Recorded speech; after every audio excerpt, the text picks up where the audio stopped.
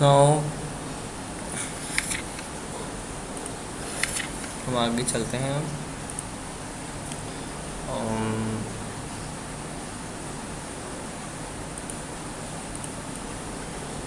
Influence of geographical factor in India, यानी क्या क्या जोग्राफी फैक्टर की वजह से क्या अट्रैक्टिव रहता है और क्या परिवर्तन आता है, तो ये जानेंगे। Geography factor have greatly influence in the history the following are factors the since thousand of year India remain protect from the regular influence from the north due to the Himalayas. Himalaya की वजह से जो है काफ़ी जो ठंड है वो रुक जाती है, गर्म हवाएं भी रुक जाती है। ठीक है, तो इस वजह से जो माउंटेन्स है हिमालय जो रीजन में हमारे, वो हमारे लिए बहुत फ़ायदेमंद रहते हैं और एक बहुत अच्छा कह सकते हैं आप, जो इंडिया के लिए बहुत फ़ायदेमंद रहता है। The passes of Himalaya influence of merchant traders travel other तक come to India these are not to custom and habit they have made of culture riches. तो इसी वजह से जो बाहर के ट्रेडर्स हैं, जो सम बनाते हैं, व्यापारी हैं और जो घूमने वाले हैं, वो सब इंडिया को बहुत पसंद करते हैं क्योंकि वहाँ पे बहुत सारा कल्चर वेटिंग है, बहुत सारी चीज़ें हैं। Big empire was establish on the fertile plains और इंडस एंड गंगाज, जो पूरी रिवर्स है जहाँ जहाँ भी, वहाँ पे बहुत अच्छी फर्टाइल है, तो वहाँ पे फर्टाइल लैंड होने की भी बहुत अच्छी खेती हो सकती है because of the reverse provide sufficient water for the need of people. तो वहाँ के लोगों के लिए पानी भी रहता है, पेड़ पौधों के लिए, खेती के लिए पानी की कमी नहीं रहती है। The river was very fertile and the people could grow crops easily. The river also serve as the main of transport, तो और रिवर से ट्रांसपोर्ट भी बहुत आसान हो जाता है, वहीं खेती से वो लोग बोट वगैरह का इस्तेमाल करके आसानी से भेज सकते हैं। तो बहुत सारे फ़ायदे हैं इंडिया के जो जोग्राफिकल कंडीशन है, जिस जगह पे इंडिया है अर्थ पे, तो उससे बहुत सारी चीज़ें फ़ायदेमंद रहती हैं। द साउथर्न प्लेन्स पे India remain under the influence of Neolithic culture. This happened despite the fact of the Aryans influence and widely from the North India. The geographical reason behind was the Vedas and between the northern and the southern India. ठीक है, तो जो culture है वो भी अलग अलग है जगह के हिसाब से, जैसी वहाँ पे नीडेड होता है उस हिसाब से इंडिया में अलग अलग जगह का अलग अलग कल्चर भी बना हुआ है। चलिए, important source of history, history के इंपॉर्टेंट सोर्स जानते हैं। They are many sources which are come from past, काफ़ी सारे सोर्सेज हैं, ठीक है, जिसको बांटा गया है इनको दो चीज़ों।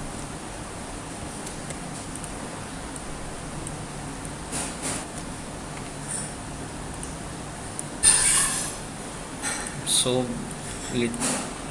दे आर दो पार्ट में बांटा गया है, लिटरेचर एंड आर्कियोलॉजिकल सोर्सेज।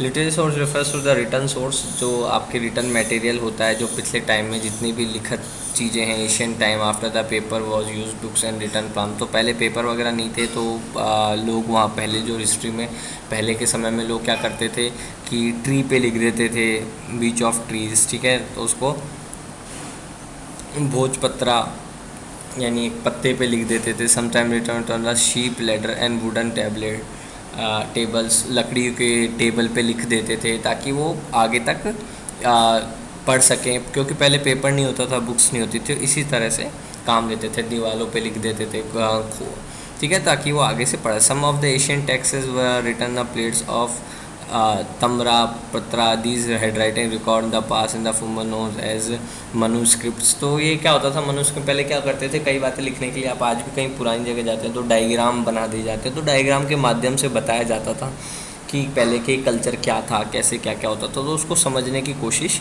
की जाती है। कई बार क्या होता है कि इतनी लैंग्वेज, इतनी प्रकार की लैंग्वेज जो कई बार मुश्किल हो जाता है पढ़ना कि वो क्या है उसमें और क्या कहना चाहते हैं, ठीक है। Literature source are broadly divided, इनको लिटरेचर सोर्स को तीन कैटेगरी में दिया, regional and sacred literature, secular literature, foreigner travel accounts. तो regional scale literature, large number of the Asian manuscripts of India region as the nature return was deal called the regional literature, ठीक है। तो जो manuscript थी जो India में, उसको हम रीजनल लिटरेचर भी कहते हैं, जो रीजन के हिसाब से, जगह के हिसाब से अलग अलग बांटी गई। The epic like the Mahabharata, जैसे कि इपिक जो होती हैं, जो पुस्तकें होती है, धर्म की किताब होती है, ठीक है, Mahabharat, Ramayan, Veda, Puran, Jain, Buddha text are regional message. तो ये सारी जो बुक्स हैं ये रीजनल हैं, जगह के हिसाब से। इंडिया की है तो इंडिया में है तो इंडिया एक रीजन हो गया, इंडिया में भी अगर आप अलग जगह जाएँ तो वो भी सब रीजन हो जाते हैं। Circular literature text which are nature is called circular, few of them poem, plays, story and biographics. Lacking etcetera. तो पहले जो रियल लाइफ से जो जुड़ी होती है उसे हम सर्कुलर लिटरेचर के, जैसे आपने देखा होगा राजाओं महाराजाओं की बात, ये मुग़ल सोसाइटी रही, ठीक है, और मुग़ल एम्पायर भी रहा। तो ये सब जो हैं अलग अलग डील्स, जो अचीवमेंट जो उस टाइम जो राजा महाराजा के समय के लिए इसको यूज़ किया गया। Foreign travel account many Chinese, Greek, Roman, जो फॉरेनर मतलब होता है बाहर, ठीक है, जो इंडिया के बाहर जितने देश हैं उनमें फॉरेनर कहेंगे, तो फॉरेनर के जो ट्रैवल अकाउंट्स होते हैं ग्रीक, रोमन, ये अलग अलग भाषा है। रोमन जो आप मैथ्स में भी रोमन पढ़ते हो, वो भी बाहर की लैंग्वेज है। रोमन नंबर होते हैं मैथ्स में। Urban travels come in India. चलिए आगे चलते हैं।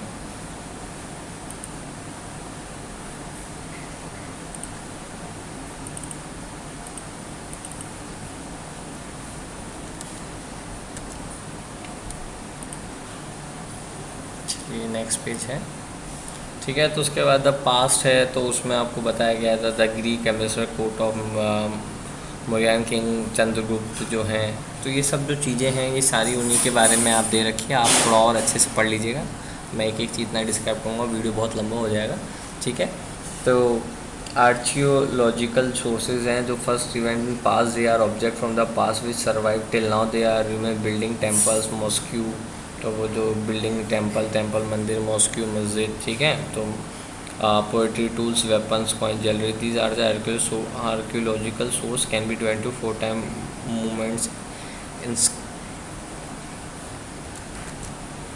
इंस्क्रिप्शंस, ठीक है। तो ये ऐसे बांटा गया है, तो हम पढ़ लेते हैं इंस्क्रिप्शन वगैरह। तो मोनूमेंट जो बड़ी बड़ी बिल्डिंगें बनाई गई पुराने समय में, जैसे आप कह सकते हैं ताजमहल हुआ, ठीक है, बड़े बड़े कोई टेम्पल हुए, मस्जिद हुई पुरानी, ठीक है, जो बहुत पहले राजा के समय में बनाया गया था, जिनको आज भी लोग बाहर से देखने आते हैं। उसके बाद इंस्क्रिप्शंस जो हैं, जो दीवारों पे कैसे रिकॉर्ड्स हैं जो लिख दिए गए हैं, ठीक है। पिलर्स पे जैसे लिखा है, पिलर्स टेम्पल होता है वहाँ के पिलर्स, केव्स, गुफाएं, वहाँ के मिट्टी, रॉक्स वगैरह, पत्थर पे, ये सब जो लिख दिए गए हैं वो सब ये होते हैं।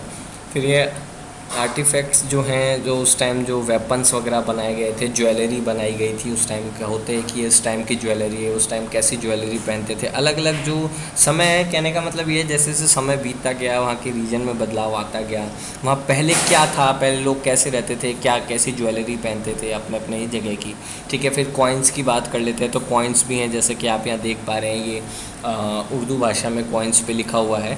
तो जैसे जैसे राजा आते थे, जो शासन होता था, जो राज करते थे, ठीक है, तो वो अपनी अपनी भाषाओं में कॉइन्स बनवाते थे। कुछ राजा अपनी फ़ोटो इस पे बनवाते थे ताकि लोगों को रहे कि हाँ ये मेरा राजा है, मेरा राज में बनाए गए। तो ये मुग़ल के टाइम बनाए गए कॉइन्स हैं, ये चलते थे। आज हमारे पास रुपीज़ चलता है, क्योंकि अब हम फ्रीडम हो चुका है, हम बिल्कुल फ्री हैं, हमारी खुद की गवर्नमेंट है, तो रुपीज़ चलता है। तो पहले कैसे होता था वो सब दिखाया गया एशियन टाइम में, पूरी हिस्ट्री है, ठीक है। तो ये आपका चैप्टर है जो आज कंप्लीट होता है, ठीक है। उसके बाद ये आपको करना है कॉपी में, MCQs हैं, ट्रू फॉल्स हैं, फिल इन द ब्लैंक्स हैं, ठीक है। ऐसे करके आपके पीछे ये फिल इन द ब्लैंक्स यहाँ पूरे होते हैं, और ये क्वेश्चन आंसर्स हैं, ये क्वेश्चन आंसर डिटेल में, यानी लॉन्ग क्वेश्चन आंसर्स हैं, ठीक है। तो ये आपको करने हैं सुंदर सुंदर अच्छे से, और समझ लेना है, याद भी करना है, ठीक है। तो चलिए थोड़ी सी एक्टिविटी मैं आपको करके दिखाता हूँ जो हमने पढ़ा है, ठीक है।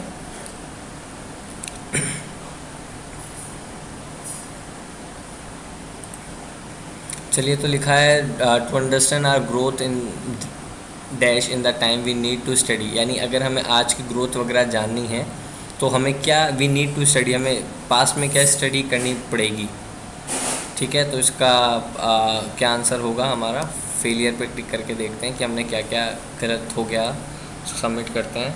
तो ये रॉन्ग आंसर है, तो आप बताइए कि क्या इसका राइट आंसर होगा, आपको करना है ये, ठीक है। Our past is link with our present and gives a shape to our past, यानी हमारा पास्ट जो है लिंक है, जुड़ा हुआ है हमारे प्रेजेंट से, एंड इज गिव, और ये हमें शेप देता है फ्यूचर की, ठीक है। फ्यूचर की शेप देगा आपको, अगर हमारा पास्ट आज से जुड़ा है तो हमें ये फ्यूचर देगा, ठीक है। करेक्ट आंसर हुआ। जैसे the historical events are arrange by the historian in a order, कैसे ऑर्डर था, हमने ऑर्डर पढ़ा था, ठीक है।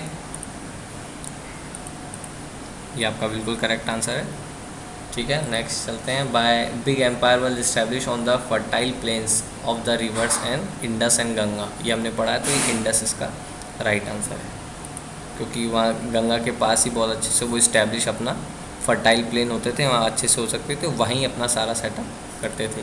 करेक्ट आंसर है। Some of the Asian text are written on the copper plates is known as, copper plates पे लिखा जाता था, भोजपत्रा नहीं, तो ये होगा। ठीक है, तो आपको ऐसे कर लेना है, ऐसे आपका ट्रू फॉल्स है।